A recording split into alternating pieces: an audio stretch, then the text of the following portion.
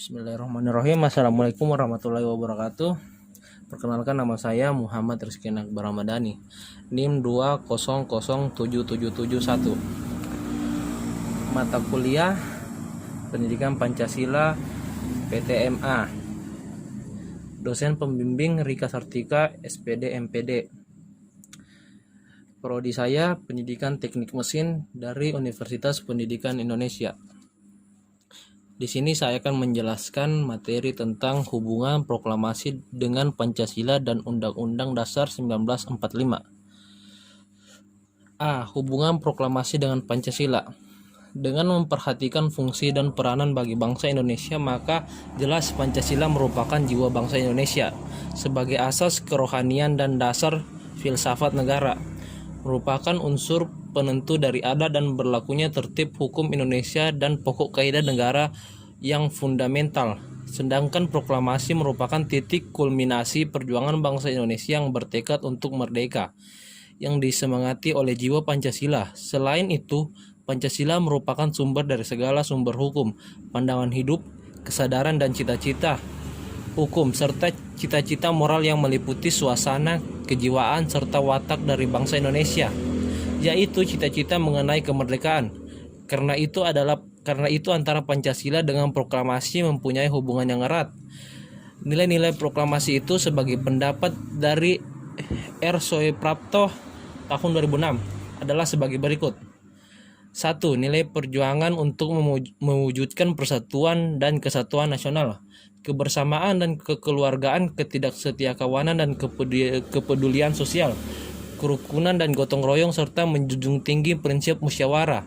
Tujuannya untuk mencapai mufakat dalam setiap upaya penyelesaian permasalahan yang meliputi aspek politik, ekonomi, sosial, budaya, dan hankam, dengan mengacu pada jiwa, semangat, nilai kebangkitan nasional 1908, Sumpah Pemuda 1928, dan Proklamasi 1945, serta semboyan Bhinneka Tunggal Ika. 2.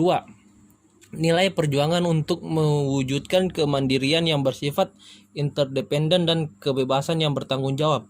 Artinya, kemandirian dan kebebasan dari penguasaan dan intervensi asing, kemandirian dan kebebasan dari gangguan dan rongrongan kekuatan internal atau pihak-pihak yang hendak menyampingkan eksistensi dan peran NKRI berdasarkan Pancasila.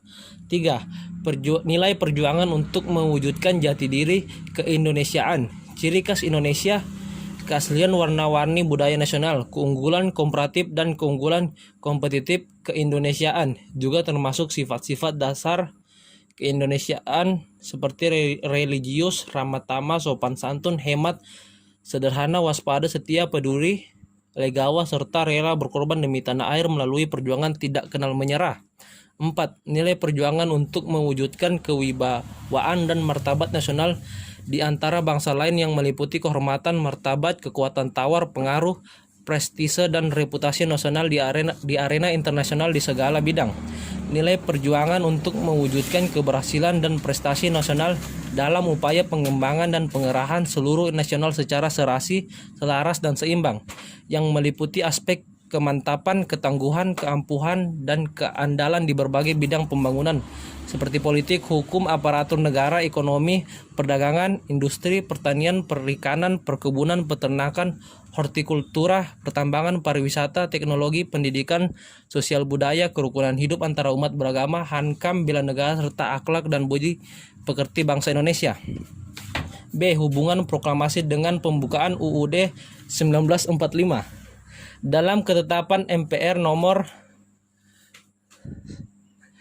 1966 yang kemudian dinyatakan berlaku oleh ketetapan MPR nomor 5 MPR tahun 1973, ditandaskan dengan tegas hubungan antara pembukaan dengan proklamasi adalah pembukaan UUD 1945 sebagai pernyataan kemerdekaan 17 Agustus 1945, dan oleh karena itu tidak dapat diubah oleh siapapun yang termasuk MPR hasil pemilihan umum atau pemilu.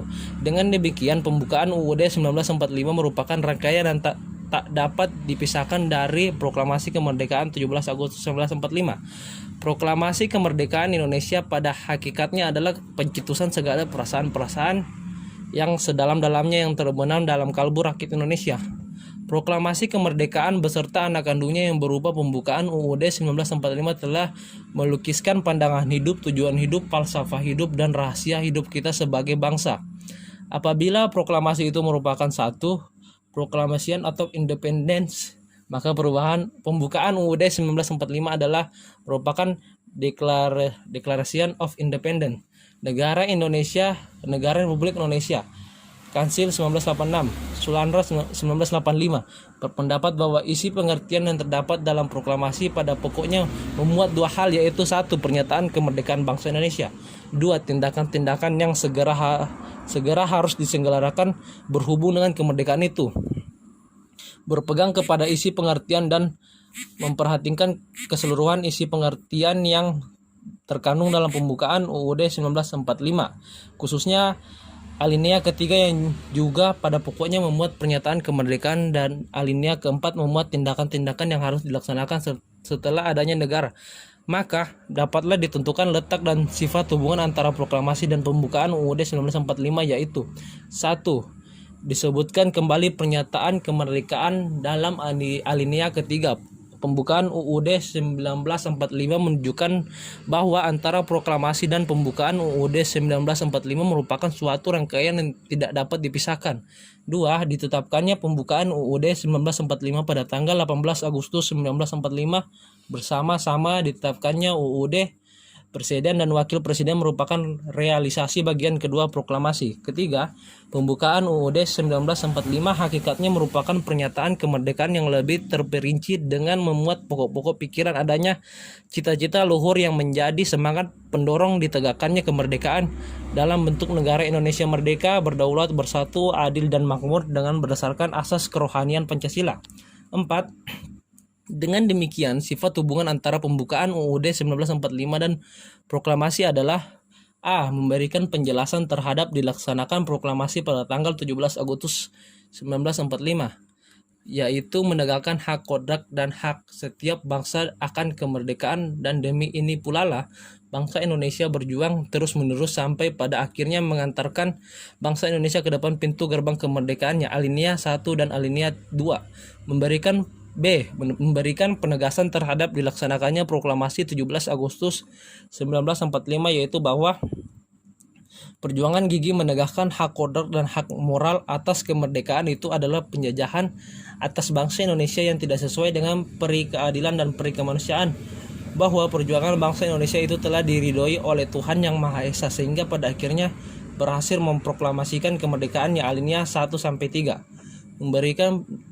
memberikan pertanggungjawaban terhadap dilaksanakannya proklamasi 17 Agustus 1945, yaitu bahwa kemerdekaan bangsa Indonesia yang diperoleh melalui perjuangan luhur disusun dalam suatu UUD negara Indonesia yang berkedaulatan rakyat dengan berdasar kepada Pancasila. Alinea 4 berpegang pada sifat hubungan antara proklamasi 17 Agustus 1945 dan pembukaan UUD 1945 yang tidak hanya menjelaskan dan menegaskan tetapi juga mempertanggungjawabkan proklamasi, sehingga hubungan itu tidak hanya bersifat fungsional organis tetapi tegas bersifat montaisorganis. Artinya bahwa antara proklamasi dan pembukaan UUD 1945 merupakan amanat kesatuan yang bulat. Apa yang terkandung dalam pembukaan UUD 1945 merupakan amanat keramat proklamasi 17 Agustus 1945. Jadi kalau proklamasi memberitahukan kepada dunia bahwa rakyat Indonesia telah menjadi satu bangsa merdeka dan merupakan sumber kekuatan dan tekad perjuangan kita, serta melahirkan dan membangkitkan kembali kepribadian bangsa Indonesia, maka pembukaan UUD 1945 memberikan pedoman untuk mengisi kemerdekaan nasional kita, untuk melaksanakan usaha-usaha kenegaraan kita, untuk menginsyafi tujuan usaha mengembangkan kebangsaan kita. Proklamasi kemerdekaan yang berisi pernyataan kemerdekaan adalah sumber hukum pembentukan Negara Kesatuan Republik Indonesia. Karena tanpa proklamasi kemerdekaan 17 Agustus 1945 tidak ada di negara Republik Indonesia ini. Proklamasi kemerdekaan itu kemudian diwujudkan dalam bentuk pernyataan kemerdekaan yang berbentuk pembukaan UUD 1945 khususnya alinea ketiga. Yaitu yang dapat saya sampaikan. Sekian dan terima kasih. Wassalamualaikum warahmatullahi wabarakatuh.